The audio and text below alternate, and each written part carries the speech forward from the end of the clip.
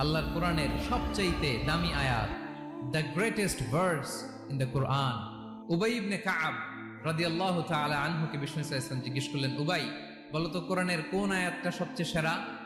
উবাই জানেন, তারপরে বললেন আল্লাহু ওয়া রাসূলুহু আ'লাম, আল্লাহ রাসূল ভালো জানেন। দেখেন কত বিনয়ী ছিলেন সাহাবারা, জেনেও উত্তর দিতে চাইতেন না, ভাবতেন না জানি বিষ্ণুনবী নতুন কিছু আমাদেরকে জানায়। বিষ্ণুনবী আবার বললেন, তুমি কি জানো কোরআনের সবচেয়ে শ্রেষ্ঠ আয়াত কোনটা? এবার উবাই ভাবলেন এবার আমি উত্তরটা দিয়েই দেই। তিনি বললেন আয়াতুল কুরসি, আল্লাহু লা ইলাহা ইল্লা হুয়াল হাইয়ুল কাইয়ুম, এটা শ্রেষ্ঠ আয়াত। বিষ্ণুনবী খুশি হয়ে উবাই ইবনে কাবের বুকে একটা চাপড় মারলেন, এরকম আদরের চাপড় দিয়ে বললেন, লিয়াহনিকাল ইলমু ইয়া আবুল মুনজির, হে আবুল মুনজির, জ্ঞান এবং প্রজ্ঞা তোমার জন্য মোবারক হোক, তুমি ঠিক বলেছো। সুবহানাল্লাহ পড়ে।